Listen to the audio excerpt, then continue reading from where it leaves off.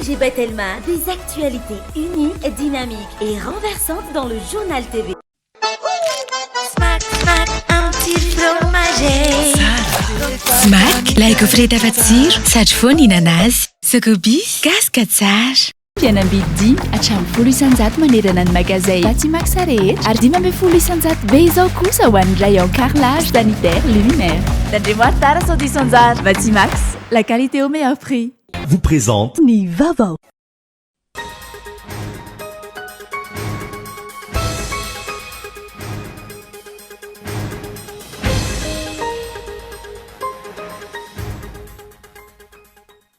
Maloto tanteraka ny fanaovana politika eto amintsika ary ny vola no manjaka. Tsy miteny amin'ny lafiny rehetra izay antoko na mpanao politika tsy manam-bola. Raha mpitso ny fantatra fa eo amin'ny andro rajoelina ireo solombavambahoaka tsy miankina voafidy farany teo. Tsy misy resaka fampandrosoana raha ny loharanom-baovao azo fa kajikajy hitazomana fahefana. Fanapakevitra feno kajikajy no navoaka ny SCC tamin'ny voakam-pifidianana farany teo iny hoy ireo mpanao politika raha naneho ny hefiny tamin'ity androany ity. Hita tamin'izany fa mandray baiko avy any ambadika ny SCC ka tsy mahaleo tena raha ny fanazavana. Korakora ny fampiarana ny lalàna mikasika ny fitandrana azo sarobidy tsy ara-dalàna eto amintsika. Antony mampirongatra io fitandrana tsy ara-dalàna io hoy ny firaisamon'nim-pirenena Tafo Miavo. Manjaka ny kolikoly any anivon'ireny sampan-draha maro samihafa ireny antony mahavery-anjavona ny fitarainana sy ny fitoriana mikasika izany. Any ivelany polisy kenianina misa 700 no nahetsika ao Haïti amerina indray ny filaminana. Ireo andehanjola izay mampanjaka ny lalàny ary manodidina ny 530 ireo efa namoy ny ainy tao an-toerana hatramin'ny fiandohan'ny taona araka ny voalaza ny firenena mikambana. Ny andinindin'ireo avy hatrany ary.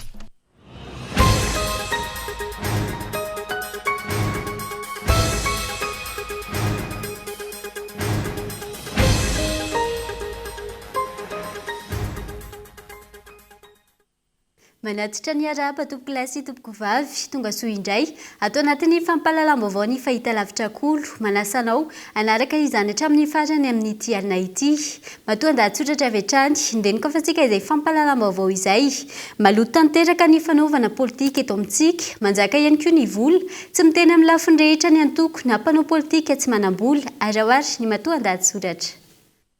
Miovaova ny toetra eto amin'ny firenena ary miazakazaka izay tsy izy ny fanaovana politika.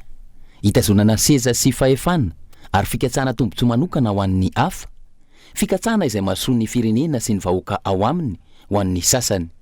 Indrisy anefa fa takona ao ambadikin'ireo fikatsana tombontsoa manokana ny fikirizana ataon'ireo mpanao politika samy joro hikatsaka ny tena fampandrosoana eto amin'ny firenena. Raha tsorina misy zavatra tsy mandeha amin'ny laoniny mihitsy ny fanaovana politika eto Madagasikara. Maloto ny tontolo politika eto amintsika ka mila fanitsina ara-drafitra maika sy goavana ary mila fahasahiana sy fahavononana. Isan'ny lesoka goavana tsikaritra ny herin'ny vola ka ny vola no manjaka raha vao politika no resaka. Takona ary tsy afaka miteny sy maneho hevitra ny mpikambana na ny antoko politika iray raha vao tsy misy ny vola. Profon'izany amanjatony ny antoko politika mijoro ara-dalàna eto Madagasikara kanefa azo isaina amin'ny ratsan-tanana ireo afaka miteny sy maneho hevitra satria tsy manam-bola. Ny miteny eto tsy mijanona fotsiny ihany amin'ny hoe maneho hevitra fa misandrahaka amin'ny lafiny rehetra. Ohatra amin'izany ny firotsahana ho fidiana. Tsy miteny raha vao tsy manam-bola ny antoko politika sy ireo mpikambana ao aminy satria raha ny solombavambahoaka farany teo fotsiny ohatra 20 tapitrisa ariary ny caution miampy ny vola tsy maintsy ampiasaina amin'ny fampelezan-kevitra sy ireo fandaniana tsy maintsy hirosoana samihafa. Ny vola no manjaka anika izay manam-bola na dia tsy manan-kevitra aza no hita misongadina ary tsy misy intsony ny fijerena ireo tena mahay politika. Vitsy amin'ireo mpanao politika vokatr'izay no manana fanajana ny tenany sy ny fanajana ny hafa, manana foto-kevitra hijoroana. Maro ireo mamadika palitao tsy mijanona amin'ny antoko misy azy fa mivadika etsy sy mivadika eroa. Araka ilay fomba fiteny hoe tsy mitaingina soavaly maty. Tsy hita soritra intsony ilay atao hoe etika politika eto Madagasikara. Ny any amin'ny firenena mandroso anefa dia manaja sy mampiatra io atao hoe etika politika io avokoa ny mpanao politika rehetra. Nahitana izy ireo soa izany satria milamina, tsy misy savorovoro, indrindra mialoha, mandritra sy aorian'ny fifidianana tahaka izao zava-misy ainantsika ankehitriny izao. Na izany mbola misy amin'ny roa antoko na mpanao politika eto Madagasikara manana foto-kevitra, manana faharesen-dahatra, mahay manaja-tena ary mitandro mandrakariva izay etika politika izay.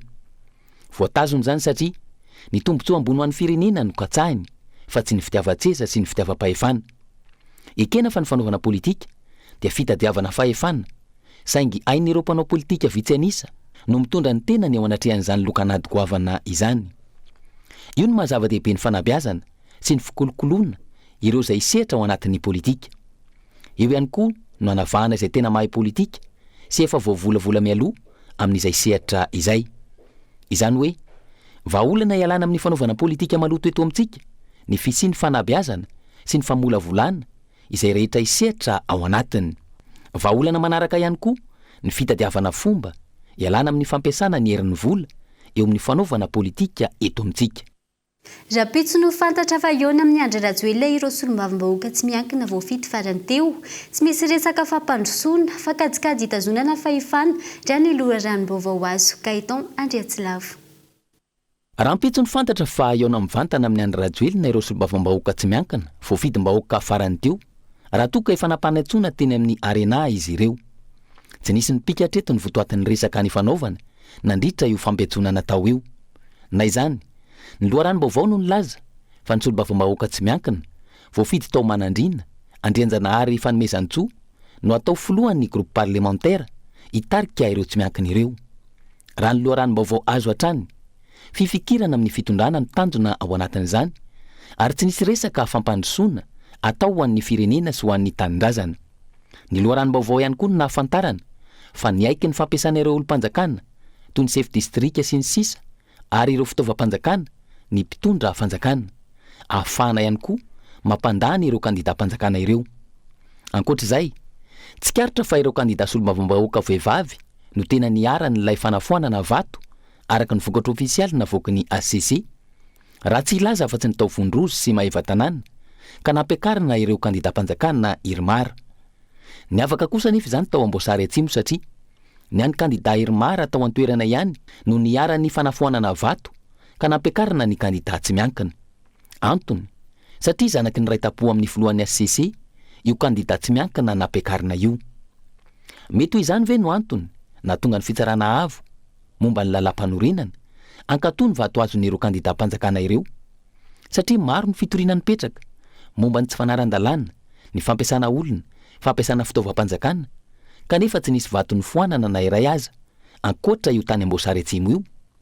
Andrasana ny mety fivoaran'ny toetra rà.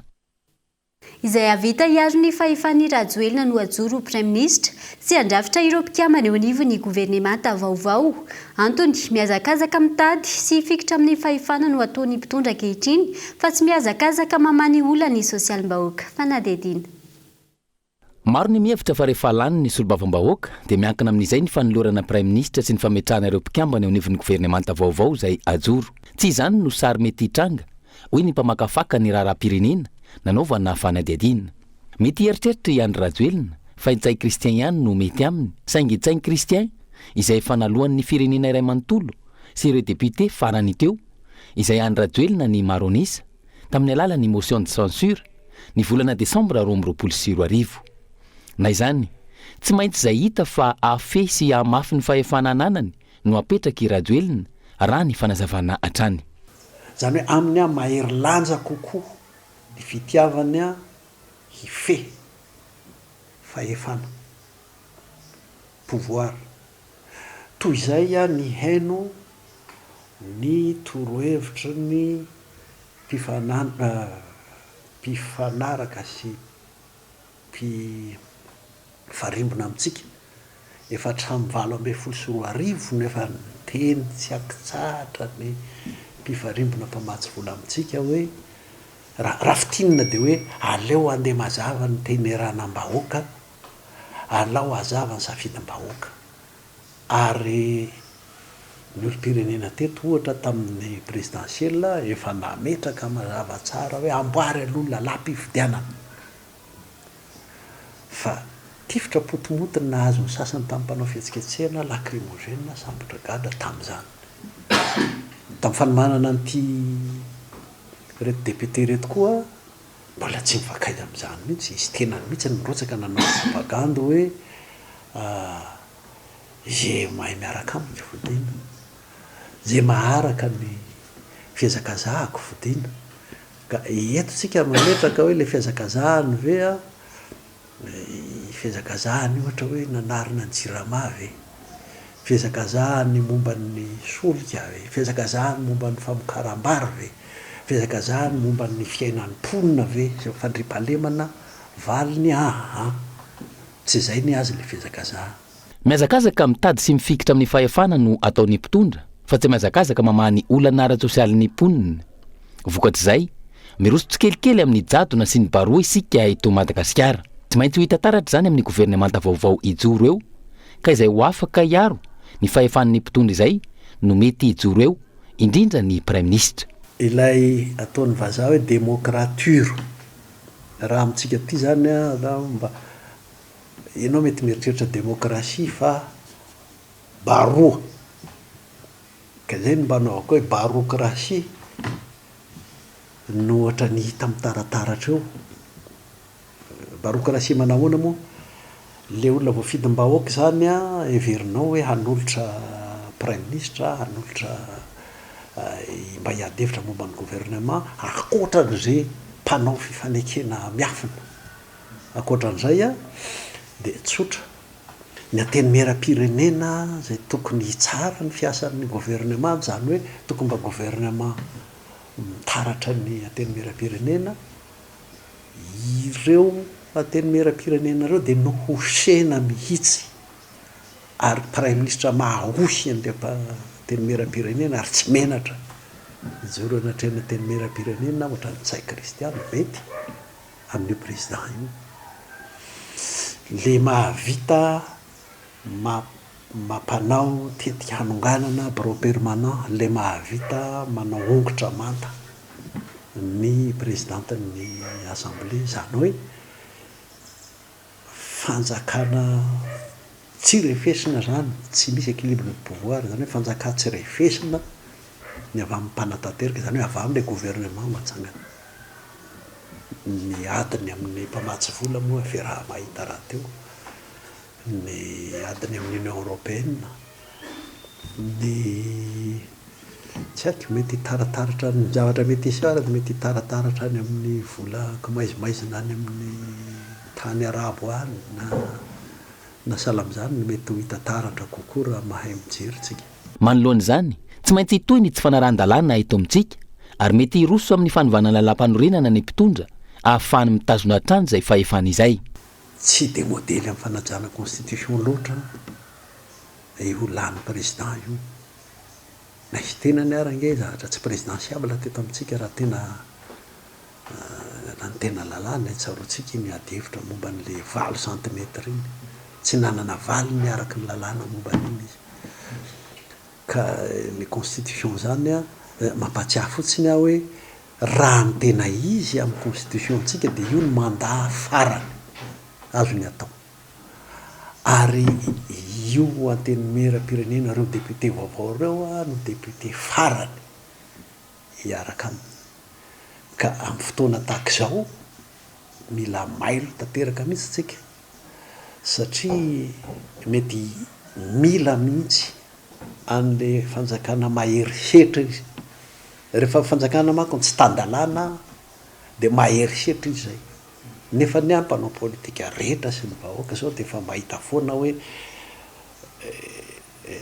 na zao resaky tsika izao ary vao mihetsika vao miteny dia gagazy moa filazan'ny tanora azy, zany hoe fisamborana gadra, ny lacrymogène, ny tifotra, zany ny mandeha eto amintsika. Mila mailo ary mila mandray andraikitra araka izany ny olo-pirenena tsirairay avy, iarovana ny tanindrazana sy hanatsarana ny hoavin'ny taranaka any aoriana. Tsy aivina, ny fahasiviny volana jolay ho avy izao, ny fivoriana voalohany ataon'ireo solombavambahoaka vaovao araka ny vokatra navoaka ny ACC taoriny ny fifidianana farany teo. Ny voalohany volana jolay kosa no mifarana ny fotoam-piasana ireo solombavambahoaka izay mbola miasa ankehitriny. fa fanapa-kevitra feno kajikajy no navoaka ny HCC tamin'ny voka-pifidianana farany teo iny ho ireo mpanao politika nanao ny heviny androany hita tamin'izany fa mandray baiko avy ambadika ny HCC fa tsy maleo tena raha ny fanazavana fanadihadiana etiny Ange Florian. Hita taratra amin'ny voka-pifidianana navoaka ny fitsarana avy momba ny lalam-pandrenana iny fa izay tian'izy ireo no atao.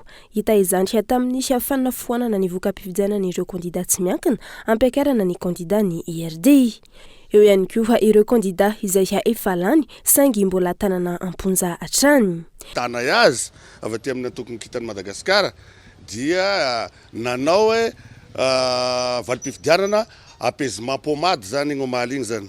Apaisement pommade moa zany azavaiko le izy azavaon'ny be sy ny maro anazy zay district fa hita fa nanagna fiasikesena be ndreka kanefa ao koa ny vondroza mba nanagna fiasikesegna fa nefa ohatra zao oharitsika vangaindrano solution pommade no meny mba hiapaiser pour fotoana vitsikely satria le olona mbola migadra agny fa raha tena izy zany rehefa namoaka ny valim-pifidianana igny izy de fa tokony miara afaka amin'igny satria fa nagnano appel ane le avocat de donc zany miantona le regny didregna zay ny lalagna zany raiky zay faharoa misy district maromaro visivisy ohatran'izany Maheva-Tanana ohatran'izany Moramanga ohatran'izany maro zany zay vondroza moa zany agnatin'izany koa zay nitarika le olo avy agny amin'ny SRMV de niakatra tao amin'ny CNI mbola nitarika le olo dia avy aty amin'ny HCC niova namonoigna ny regny vato regny zany ka niakatra ndray ny irmara zany ary ny tena hita amin'ny fandraisana fanapa-kevitra ny HCC fa mandray baiko hatrany izy ireo fa tsy maleo tena. Noho izany maro amin'ireo mponina amin'ny distrika maro no tsy manaiky ny voka-pifidianana izay navoaka ny fitsarana avy momba ny lalam-pandrenana ka eo izay efa nirosy tamin'ny fanaovana ny fihetsiketsehana. Bangoko amin'ny bangotokana zany de mbola eo ambany vahoany mpitondra zany ny HCC mbola voabaiko tsy haiko inona ny baiko anazy eo fitiavam-pahefagna ve sa fitiavam-bola fa izy de mbola voabaiko raha igny valim-pifidianana igny ka manao antsoavo amregny district nafamadibadiky regny valim-pifidianana zay nisy preuve sy décalage na voangeza be regny mba ho averigny aleo averigny to zay hoe foagnanao tonga de tsy mandresy fosiny le olo fa ampandresenao olo sy mandresy satria zao tadidio ohatrany ta Maheva-Tanana zao maly efa nahitana atsika maly ifiasika vahoakany Maheva-Tanana hoe tsy io ny député lany taminay taty ary le olo koa zany atsika mpanao politique koa zany na ny candidat indépendant io na atsika mpanao politique candidat mahatsapahategna atsika raha tsy lany satria problème de zao sy mesy agnano asa fampandrosoagna agny am'le district misy anao de gny faragnanao zany ho troan'olo vato agny de zay zavatra zay zany sy mampisy stabilité zay raha sisa araky ny voka-pifidianana iny saika ireo kandida vehivavy avokoa nofana intsany ny HCC toy ny atao Vondrozo, Maheva-Tanana, Antsohihy, Ambositra sy ny maro hafa ihany koa izay mampametra-panontaniana ny antony nanaovana izany. Fa nanao fahadisoana goavana momba ny taratasy izay navoaka ny teo anivo ny fitsarana avo momba ny lalam-pandrenana raha namoaka ny voka-pifidianana solombavambahoaka ofisialy ny 17 Jona lasa teo. Novain'ity rafi-pitsarana fatra-pitapin'ity ny teny filamatra ho tanindrazana fahafana fandrosoana ny teny filamatry ny Repoblika faefatra raha tokony ho fitiavana tanindrazana fandrosoana izany fanadihadiana. Niteraka resabe teo anivon'ny fiarahamonina sy ny tambazotra serasera indrindra fa ny mpanao politika ny fahitana ny taratasy izay navoaka ny HCC mirakitra ny voka-pifidianana ofisialy navoaka ny daty ny 17 Jona lasa teo hita tamin'ireo taratasy mirakitra ny voka-pifidianana solombavambahoaka izay navoaka nyity fitsarana avo momba ny lalam-pandrenana ity mantsy fa teo amin'ny zorony ankavia novain'ny HCC ho tanindrazana fahafahana fandrosoana ny teny filamatry ny Repoblika faefatra mijoro amin'izao fotoana izao mazava tsara nefa ny voalazan'ny lalam-pandrenana ny Repoblika faefatra ao amin'ny andininy faefatra fa dia fitiavana tanindrazana fandrosoana no filamatry ity Repoblika ny Madagasikara ity araka ny hitantsika amin'izao sary faharoa izao niova ho fahafahana araka izany le hoe fitiavana efa niova Repoblika indray anga isika sa nisy fikoropahana manara-penitra teny ambody ady teny ka diso ny tsipelina sa inona marina no zavatra tena nitranga ny fahadisoana amin'ny antota-taratasy tahaka izao no manam-porofo fa misy ireo tandrametaka amin'ny fomba fiasan'ny HCC eo amin'ny fanatanterahana ny asany mety ekena fa hoe kely ny fahadisoana io holon'ny olo-pirenena fa tsy ekeny isaina eny mahitany hoe fitsarana faratampony eto amintsika izay gardien de la constitution no manao fahadisoana goavana tahaka izao izay mampitombona hatrany ihany rehetra hoe mitanila sy tsy miasa araka ny tokony izy ity rafi-pitsarana faratampony ity atreto tsy mbola nisy ny fialantsiny lehibe nataon'ny HCC malohany io fahadisoana lehibe io ary sahala amin'ny tsy fisiany fialantsiny ihany koa izay nataony mpitondra fanjakana tamin'ny fahadisoany hira-pirenena nandritra ny fankalazana ny faha 4 taona niverena ny fahaleovantena farany teo. Ako ny voka-pifidianana ofisialy navoaka ny ACC hatrany foana tsy nisy indray ny fidinana an-dalambe no kasaina ataony maraina teo tao Moramanga antony no fitahana ka nosotomina tamin'ny atoerana hafa ny mponina isaky ny vokotany ary nolazaina fa izarana vola iray hetsy ariary avy amin'ny tetikasa tsimbona fizarana vola izay tsy nisy akory fa natao isotonana ny olona fotsiny ihany. Lelahatra Nefson. Manao izay fomba rehetra hitazomana sy anamafisana ny fahefana eo am-pelatanana ny mpitondra fanjakana amin'izao fotoana. Ampiasaina avokoa ny fomba rehetra ahatrarana izay tanjona napetrana izay. Antony, raha nikasa hidina an-dalambe aneho ny tsy fahafahampony manoloana ny voka-pifidianana navoaka ny fitsarana avy momba ny lalam-panorenana ny ao Moramanga. Zavatra hafa avy hatrany no niseho ary tao anaty fotoana fohy ny fandraisana fanapahan-kevitra. Ny omaly ihany novoriana haingana ny sefy-fokotany rehetra tao an-toerana ka nomena baiko fa tsy maintsy mamory ny mponina ao aminy isitraka avy hatrany ilay lela vola ray hetsy ariary amin'ny alalan'ny tetikasa tsimbona. Noho ny fasairanana menjady sy ilay hoe efa zatra ny tolorana roboka nanantona ny toerana voatondro avokoa ny mponina rehetra ka foana vokatr'izay ny fidinana an-dalambe no kasaina atao. Na izany nisy andian'olona vitsy ihany tonga aneo izay fitakiana izay saingy efa niatrana ihany koa ny mpitany filaminana raha ny loharanom-baovao azo ka tsy sahany roso izy ireo. Raha ny fanazavana voaray mbola itony fitakiana ary tsekena ny fanodikodianana ny safidim-bahoaka tahaka izany. Tsy aivina tsy tamin'iny fifidianana solombavambahoaka iny ihany fa efa nisy ihany koa ny fanafoanana vato tao Moramanga nandritra ny fifidianana ben'ny tanàna tamin'ny taona 2024 ka antony mahatonga ireo vahoaka any an-toerana hitaky ny fampanajana izay zony izay. Dia lafim-baovao iny ihany koa no manakatona ny tapany voalohany fampahalalam-baovao mialohan'ny hidirana amin'ny tapany manaraka asaina fenonao izay tao anatin'ny doka fohy.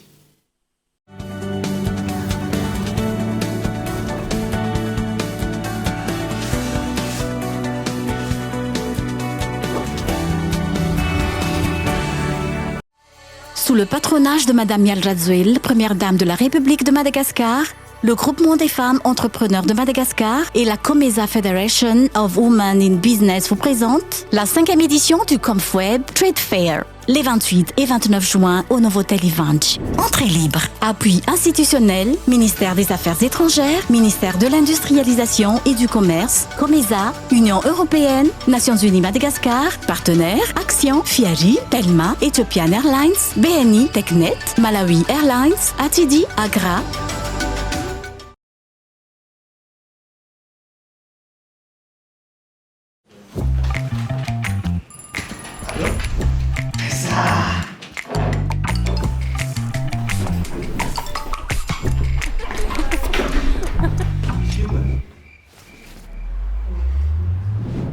Fetimanitra rehetra amin'ny telopolo jona ianam-bidy hatramin'ny 10 isanjato manerana ny magazay Batimax rehetra ary 10 isanjato be izao kosa ho an'ny rayon carrelage sanitaire luminaire. Tandremo tara sao disanjara. Batimax, la qualité au meilleur prix.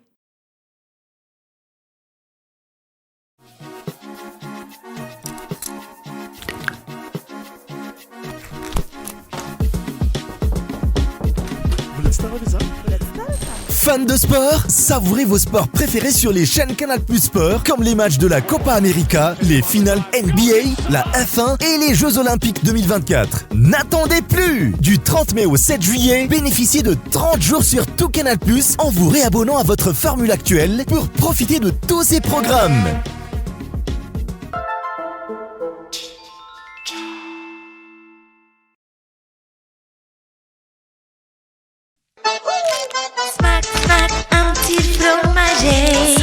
Gaufrette nature, un cappuccini extra. Smack, smack, smack tilo, smack nena, amlewi. Tena fakir, mata de Gaufrette smack à faquer, ça style fromage. Tena malifa de faca, mi carette katsar.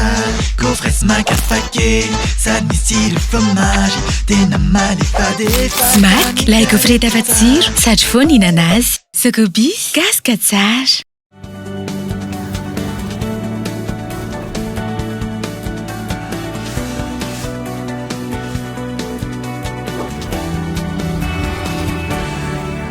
mamerina ny araba tompoko lasy tompoko vavy tonga soa indray atao anatin'ny tapany faharoa sady farany fampahalalam-baovao mbola manasana ao hatrany anjo izany hatramin'ny farany anohizantsika ny fampahalalam-baovao novahan'ny Lions Club Sampanambomanga ny olana ny rano fisotro madio ny roponina atao amin'ny fokotany Ambohitra Biby izay nijaly rano nandritra ny taona maro vita soamantsara anotokanana tamin'ny fomba ofisialy izany androany teny an-toerana ny Lions Club izay manohitra ny asa sosialy fanaon'izy ireo raha ny fanazavana fanadihadiana Nisitraka ny famatsian-drano mpisotro madio tamin'ny alalan'ny pompy avy amin'ny alalan'ny fikambanana Lions Club Sampanambomanga ny teo anivon'ny fokotany Ambohitra Biby izay notokana tamin'ny fomba ofisialy tamin'ity androan'ity teny an-toerana tetika asa izay naorina ity fikambanana ity mba hanasaovana ireo fokotany sy ireo mponina ao anatiny lavadrano fahavalambin'ny no notokana tamin'ny fomba ofisialy androany ho fanamevana ny fahasaran'ny mponina amin'izay lafa ny famatsian-drano izay ny etsika androany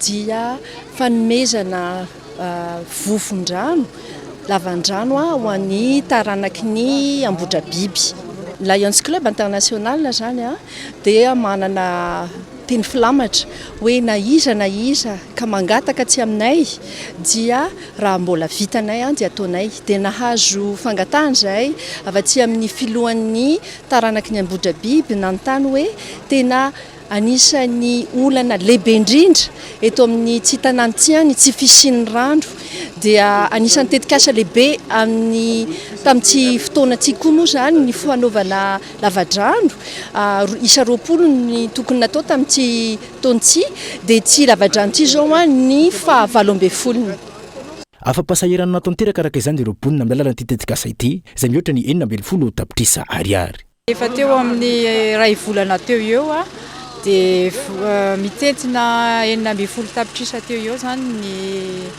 ny lany tamin'ny fanaovana an'izao vovo zao izay mponina ny Ambohitra Biby rehetra zany dia afaka mampiasa an'ilay izy rehetra amin'ny Lions Club anazy izay moa zany dia fikambanana manasoa bénévolat moa ilay izy raha atao amin'ny teny vahiny dia manasoa an'ny rehetrarehetra izay mitady an'izay fanasoavana izay kasa mitoy dia makany amin'ny hafa ho an'ny rehetrarehetra izay Lions Club International zany tsy mifidy hoe iza nanaovana ny asa fa izay tokony ho ampiana dia ho ampiana daholo zany misy 20 ny tetikasa fanaovana lavadrano ho an'Ambohitra Biby sy ny manodidina ary efa 20 no efa vita amin'izao fotoana izao ary roa hafa efa andalam-panamboarana itoy hatrany araka izany ny fanasoavana ny parabel amin'ny alalan'ireo tetikasa maro samihafa raha ny fanazavana avy eo anivon'ny Lions Club Sampanambomanga notokanana Omaly Zoma fa 20 ny volana Jona taona 2020 ny trano fiarovana ho Toliara nanazava ny antom-pitsiny izao trano izao moa no lavitry ny mpisolivava izay tonga tany an-toerana Esperanto Marsonette Kolo Toliara Tanteraka Omaly Zoma fa 20 ny volana Jona 2020 ny fanokanana ny tranon'ny fiarovana na ny Maison des Avocats eto Toliara izao trano izao izay natao iasany ireo mpisolivava sy ny solitenany ho lavitry ny mpisolivava andraisan'izy ireo olona ary etrehany fiofanana ihany koa raha ny fanazavana fitokanana tokoa ny antsona amin'ny teny frantsay hoe Maison des Avocats ny androany ny Maison des Avocats tahaka izao dia toerana natao hiasan'ny avocat andinihan'ny antota taratasynady ny dossier zany izay ho arseny ho arovany eo alohan'ny fitsarana ao ihany koa ny misy braoan'ny délégué de section flazage na hoe ny solitenany lehibe ny lavitra misolivava eto Madagasikara ary misy brao anankiray hafa natao andraisana olona io trano vaovao io dia misy ihany koa fitaovana azo fomba ahafahana mifandray amin'ny toerana rehetra misy eo amin'izao tontolo izao satria misy fitaovana ahafahana manao fivoriana na le atao hoe visioconférence ahafahana ihany koa mahazo fiofanana avy amina mpampiofana avy any ivelany misedra olana ihany koa ireo mpisolivava manoloana ireo mpidirika izay ny fiaraha-miasa amin'ny ministera sy ireo ratsamangaiky ny fitsarana any amin'ny faritra no atao amingorana azy ireny efa misy moa ny mpidirika tratra izay any amin'ny ady eloka no nandray an-tanana ny fitoriana raha ny fanazavana teto dia nanentana ny vahoaka ihany koa ny ho lavitry ny mpisolivava anantona mpisolivava rehefa manana ady any amin'ny fitsarana Ny fepetra raisina moa dia tsy maintsy misy foana ny fiarah-miasa miaraka amin'ny ministera ny fitsarana sy ireo ratsa-mangaika rehetra ary tafiditra ao anatin'izany ny fitsarana isa-tokony. Misy ny fitoriana an'ireny mpijirika ireny raha toa ka tratra izy. Izany fitoriana izany dia fitoriana atao any amin'ny ady heloka ary efa nisy ny mpijirika izay efa tratra ohatra atao Antananarivo, tanana toerana hafa teto Madagasikara koa efa nisy tratra dia efa nampidiriny ny fitsarana Amponja. Miezaka hatrany an-trano zany miady amin'ireny mpijirika ireny satria mamitaka ny vahoaka malagasy, mambotry ny vahoaka malagasy ary misoloky ny vahoaka malagasy. Dia eto manararaotra mampirisika ny isam-batan'olona mba hanantona mpisolo vava satria ny fanatonanareo mpisolo vava no any ahafahanareo manaraka hatrany hatrany ny raharaha izay anananareo aty amin'ny fitsarana. Araka izany dia misokatra ho an'ny olom-pirenena rehetra ny trano ny fiarovana. Ity foto-drafitrasa ity izay namboarina tamin'ny vola mitentina 80 tapitrisa eo ankoatra ny fitaovana ao anatiny izay volany ho lafitry ny mpisolo vavy eto Madagasikara madiodio raha ny fanazavana hatrany. Efa tafiditra ao anatin'ny fotoam-pialatsasatra isika izao ka nisan'ny toerana fandraisam-bahiny vaovao ao Amborovy Mahajanga ny Vilaso THI natao an'ny mpianakavy na olon-tsotra na mpifankatia na olona manao mission Mahajanga ny Vilaso THI ao Tsararivotra Amborovy fanadihadiana hoetiny Anja Robert Kolo Mahajanga. Efa tafiditra tanteraka ao anatin'ny vanim-potoam-pialatsasatra isika izao ary betsaka amin'ireo vahiny no misafidy hatrany ny tanàna ny Mahajanga ka ny Vilaso THI ao Tsararivotra Atsinanana Amborovy Mahajanga dia isan'ny toerana iray natao ho an'ny sokajin'olona tsy hankanavaka. Vilaso THI hitantsika eto Amborovy Tsararivotra Atsinanana à 15 minutes de la ville raha ohatra ka mandeha bajaj dia à 10 minutes ny petite plage raha mandeha bajaj ihany. Mampiavaka azy aloha amin'izany mahatsara rivotra zany, tsara be ny rivotra ity, malalaka tsara ny toerana, misy efa équipé, misy ny rehetrarehetra, Canal Plus, Wifi, ny lakozia antsika misy ny rehetrarehetra mihitsy misy koa tsika efitra maromaro anaky efatra afaka mbola miampy supplémentaire, toilette anankiroa ambony ambany samy misy, dia misy koa ny salle de bain ambony ambany misy rano mafana, ventilé ny chambre fa ny séjour climatisé, manana tsika buanderie, misy lave-linge ao, misy fer à repasser, misy ny offre rehetrarehetra zany ato amin'ny Vilaso THI. Ankoatra ny hatsarany ny toerana, ny akanton'ny fitaovana ao amin'ity Vilaso THI ity dia afaka mandray ihany koa ireo stagiaire ny ato amin'ny Vilaso THI. Ny mampiavaka anay koa satria izay formel dia izay manana fikasana hiara-iasa amin'ireo branche ireo zany zay handray tanora zay anao afaka manao stage atao aminay amin'io resaka tourisme io satria izy ity manko mampandroso firenena ny tourisme, donc le tanora zany raha mazoto anao an'izay zany hoe fahafahana manao stage zay atao aminay dia misokatra ho an'ny tanora amin'ny secteur ny tourisme ny Vilaso THI. Toerana miavaka bien sécurisé ny Vilaso THI, tsy lavitry ny ville ary akaiky petite plage. Dia manentana antsika rehetra zay hiala sasatra aty amin'ny faritra Majunga manantona ny Vilaso, manao réservation sy ny sisa, zany hoe efa misy partie efa fenofeno ihany fa mbola misy malalaka kely zany tsy ho an'ny vacances ihany akory ny atao ato fa na misy déplacement professionnel ihany koa dia afaka mandroso ato koa tsika. Misy dame de chambre, gardiennage tsika 24 heures sur 24, parking clos, afaka koa manolotra ho antsika mpandro sakafo Vilaso THI Tsararivotra. Raha mila fanazavana fanampiny ary antsoiny 034 74 136 86 na ny WhatsApp 032 39 767 67 na ny page Facebook Vilaso THI. Lafim-baovao hafa kosa indray tsy mbola voaja hatreto ny zo ny mpamorona asa tanana eto Madagasikara antony mampahazovana ny fanaovana kopia na fangalana tahaka asa tanana iray ho ny mpanao asa tanana noho ny heviny tranga izay tokony hanamafisana ny fiarovana ny propriété intellectuelle raha ny fanazavana. Fanadidina. Velotaraina no ny tsy fandihana ny tsenany amin'izao fotoana ny ankamaroany ireo mpamorona asa tanana eto Madagasikara. Antony misy manao kopia na maka tahaka ny asa tanana izy ireo raha ny fitarainana voaray. Antony angatany ireto farany fanamafisana ny loi sur la concurrence sy ny propriété intellectuelle eny anivony OMAPI na ny office malgache de la propriété industrielle. Tokony hamafisana zany le propriété intellectuelle le any amin'ny OMAPI.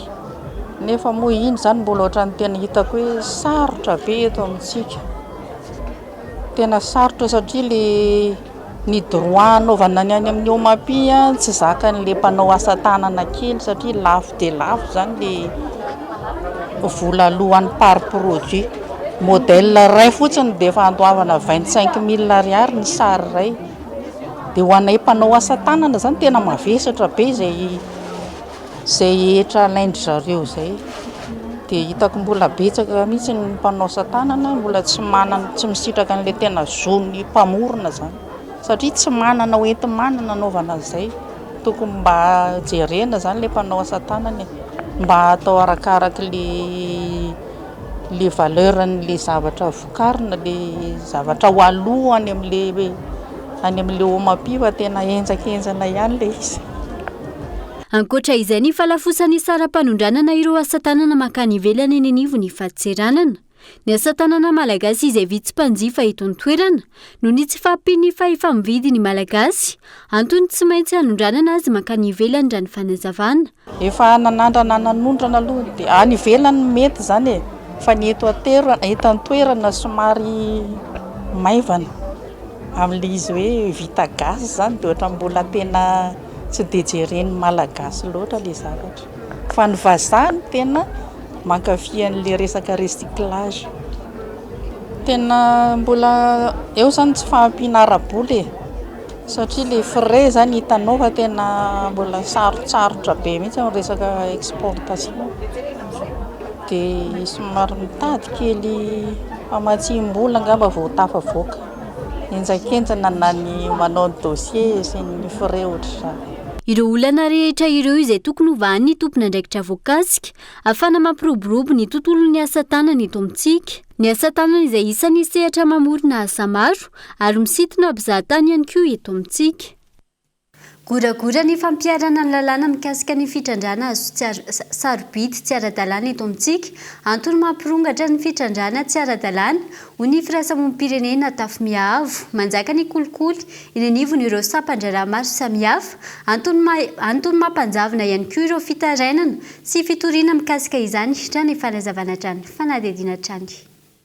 Very anjavona saika tsy nisy tohiny avokoa hatramin'izao ireo raharaha fatrarana azo sarobidy tsy ara-dalàna teto amintsika tahaka ilay fatrarana azo sarobidy tany amin'ny faritra Nalanjorofo sy faritra Loatramangoro izay efa nametrahana fitarainana sy fitoriana ho ny firaisamonim-pirenena tafimiahavo.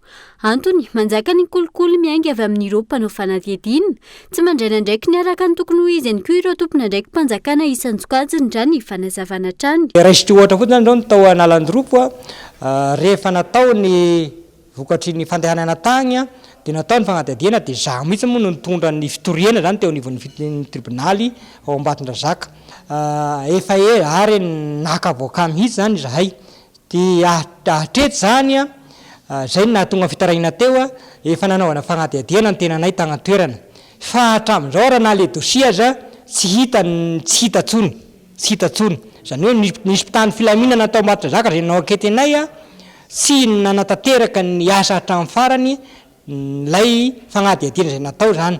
Ny anivon'ny tribonaly Ambatondrazaka dia rehefa tonga tao zay tsy hita zany mbola tsy tonga agny zany ny dossier.